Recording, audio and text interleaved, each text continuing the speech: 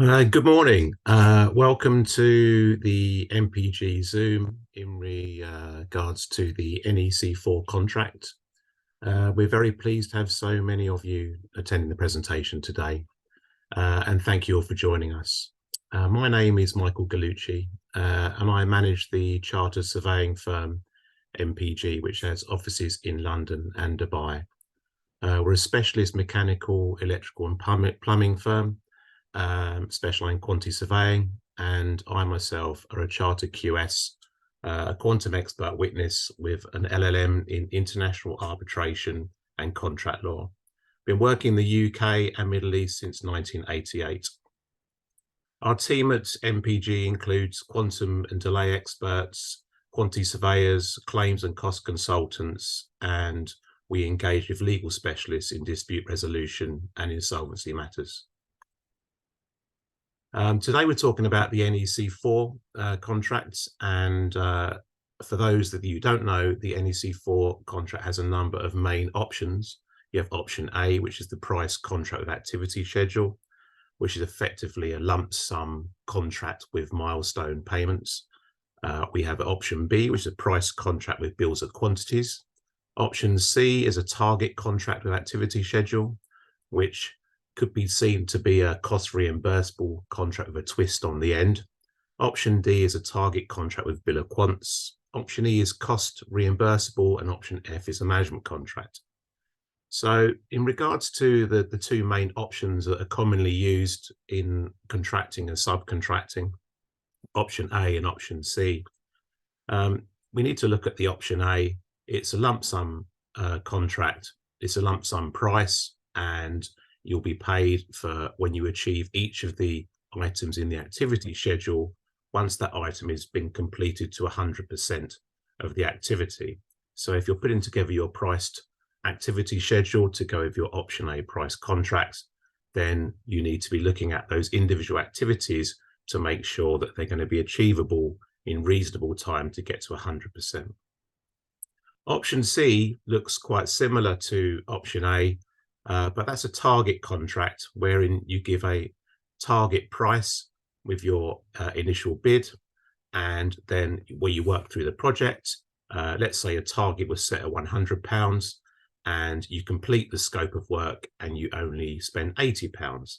You then will have what's known as a pain gain mechanism, where often it's a 50-50 split pain gain mechanism, which means that you'll split with the employer, project manager, employer, 50-50 of that £20 difference between the 100 and the 80. So you would get £90, and then the other half of the difference would go to the employer.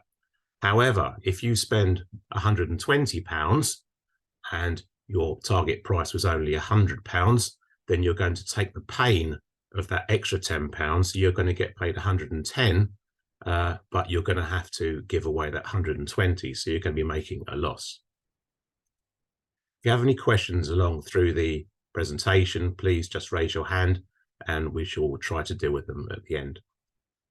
If we look at the core clauses in the NEC contract, so if we look at 10 actions, which is clause 10, so actions are the parties, i.e. the project manager and the supervisor, shall act as stated in this contract. And the parties, the project manager and the supervisor, should act in a spirit of mutual trust and cooperation.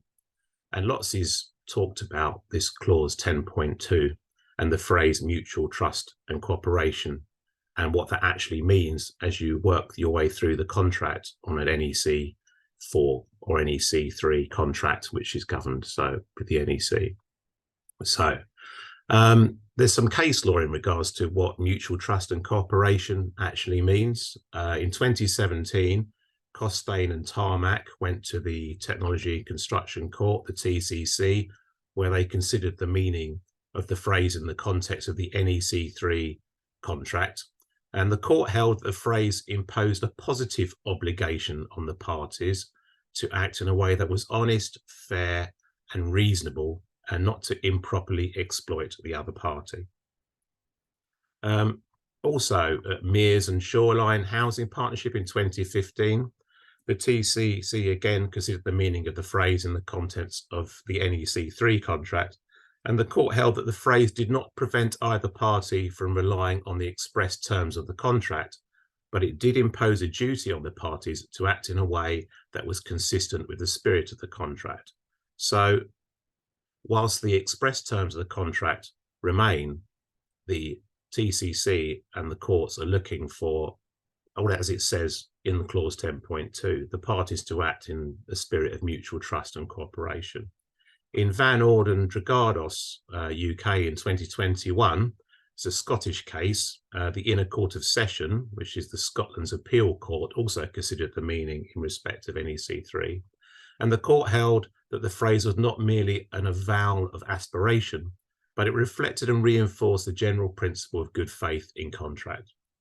So the phrase mutual trust and cooperation has been mentioned a number of times, also in Roffey and City and Westminster Properties and British Steel and Cleveland Bridge. It comes up an awful lot, and it imposes a duty on the parties to act in a fair and reasonable manner.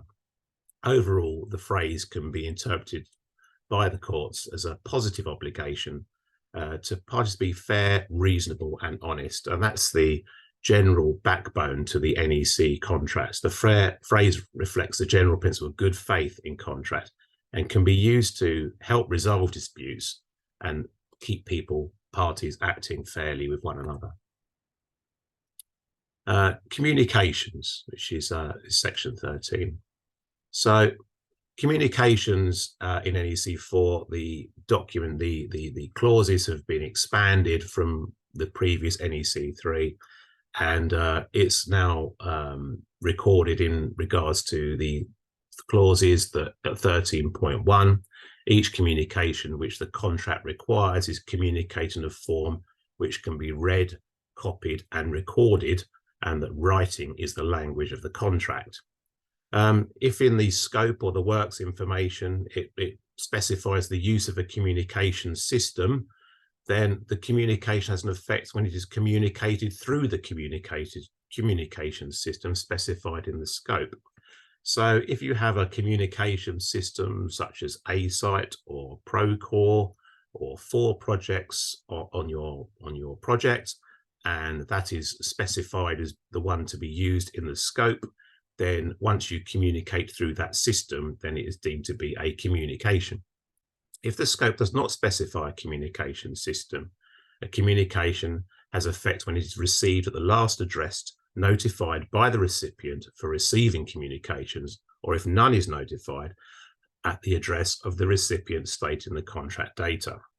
If the contract requires the project manager, supervisor, or contractor to reply to communication, unless otherwise stated in condition of contract, they reply within the period for reply. And the period for reply and the address and contact details will be recorded in the contract data. The project manager replies to communications submitted or resubmitted by the contractor for acceptance. If the reply is not acceptance, then the project accepted, I apologise, the project manager states the reason in sufficient detail to enable the contractor to correct the matter. The contractor resubmits the communication within the period for reply, taking account of those reasons. A reason for withholding acceptance is that more information is needed in order to assess the contractor's submission fully. So just to recap in regards to communication systems, A-Site is a common system, cloud-based project management system. You have Procore, another cloud-based system similar to A-Site, and also another one is ProjectWise, cloud-based, used to manage all aspects of the NEC3 contract, including communication, documentation and risk management. So the communications clauses continue. So if the period for reply to communication needs to be extended, then the project manager can extend the period for reply, and the contractor can agree to the extension before the reply is due. The project manager needs to inform the contractor of the extension when this has been agreed. So, for example, if you're required to reply to a compensation event matter, and you need more time to go and get quotes in regards to the change that's being instructed, you can agree with the project manager, or the project manager can agree with you as contractor to how long the extension would be required, and you'd request an extension, and then that can be agreed between the parties. At 13.6, the PM issues certificates to the client and the contractor, and the supervisor issues certificates to the project manager, the client and contractor. And a notification of a certificate which the contract requires has to be communicated separately from other communications. So you cannot combine a notification or a communication of a compensation event and an early warning with a payment certificate. These matters need to be separated so that it's quite clear what is being communicated to you in respect of notifications and certificates. At 13.8, the project manager may withhold acceptance of a submission by the contractor. Withholding acceptance for reasons stating that the contract is not a compensation event. So going back to 13.1, where it says that communications must be able to be read, copied, and recorded. So what does that actually mean? And what can be read, copied, and recorded? So clearly, letters can be read, copied, and recorded. Faxes, which we hardly know anybody nowadays that uses faxes, but that could be that. Emails, text messages, communications through the communication system. Potentially, you could have WhatsApp messages, Instagram messages, and at worst case, Snapchat messages, which would be a bit crazy. But so read, copied, and recorded can cover an awful lot of ground. So if you're talking about read, copied, and recorded, and a letter's been written, what if the letter gets lost in a post? So are emails valid? When would an email deemed to be received? What documents are given by hand? So if you have documents that are given by hand over in a progress meeting, is that still a communication which is read, copied, and recorded? Many questions come out. So at the end of the day, the best thing to do is to, hopefully, if you have a communication system, is to use that. And if not, if you're communicating, then you need to make sure that you have it backed up with emails and correspondence to make sure the records are in place when you need to rely on them at a later date. So the project manager and the supervisor. So the project manager and the supervisor, they are defined in the contract, and at 14.1, the project manager's or the supervisor's acceptance of a communication from the contractor or acceptance of work does not change the contractor's responsibility to provide the works or liability for its design.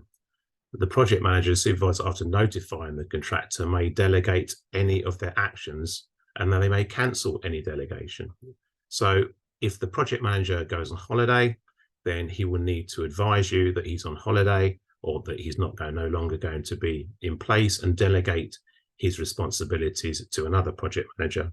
The notification must contain the name of the delegate and details of the actions being delegated, or once the project manager returns from holiday or leave or whatever, then he needs to cancel the delegation.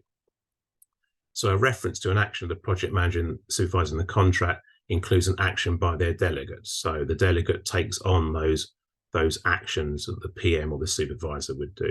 And the project manager may take an action which they have delegated as well. So in respect of notifications for payment, for example, if the project manager needs to go on leave, he needs to delegate his responsibilities to another project manager in the team to enable that project then to sign notifications and certificates on the project. The project manager may give an instruction to the contractor which changes the scope or a key date. So that's a general, that the PM can instruct the contractor to change the scope and the key date, and the client may replace the project manager or supervisor after notifying the contractor of the name of the replacement.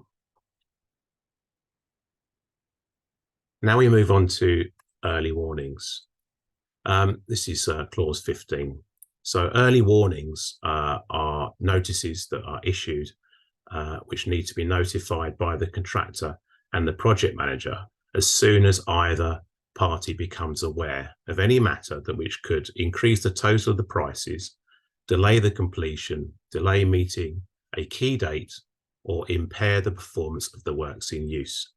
So the early warning system in NEC has been devised so that contractors and project managers and clients and employers can do whatever they can to avoid increasing prices, or to avoid delays, or to avoid delays in meeting key dates, and to ensure that the works are going to be the works as specified in the scope.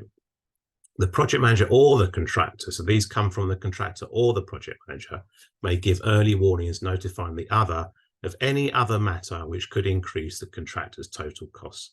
The project manager enters early warning matters in an early warning register. An early warning of a matter for which a compensation event has previously been notified is not required.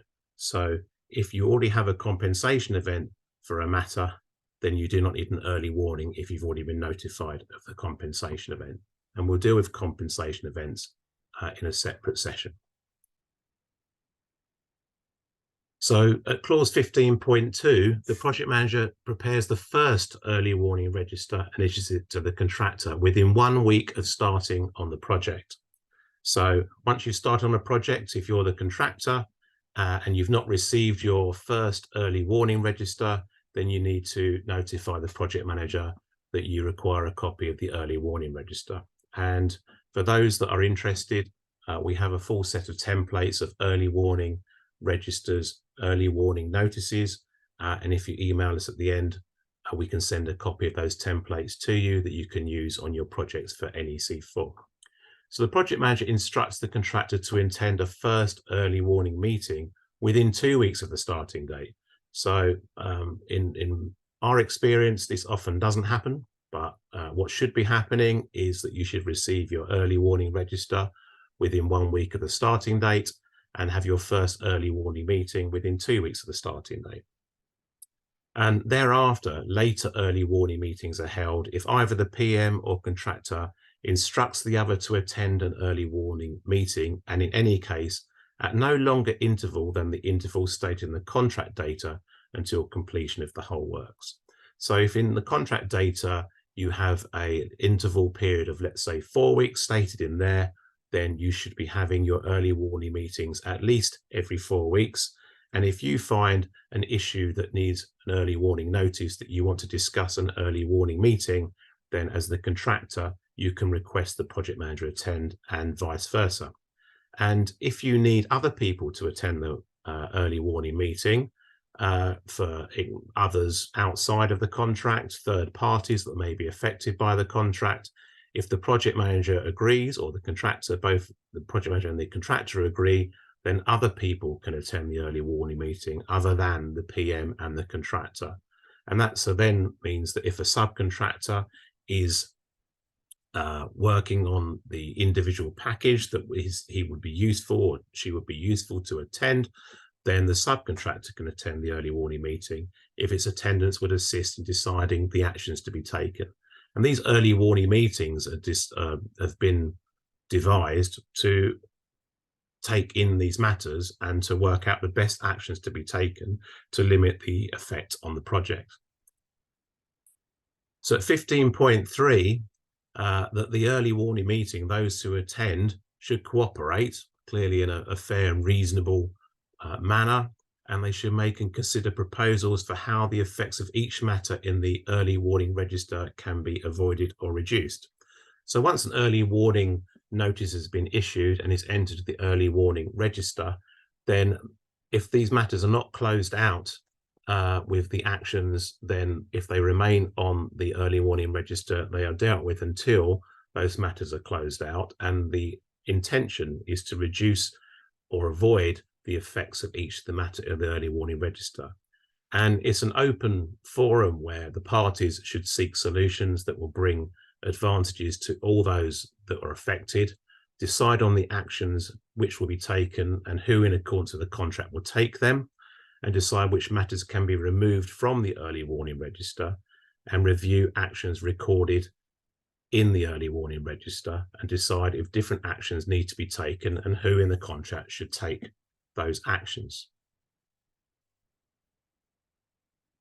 So once the early warning meeting has taken place, then the project manager can then revise the early warning register, record the decisions made at each early warning meeting and issue the revised early warning register to the contractor within 1 week of the meeting.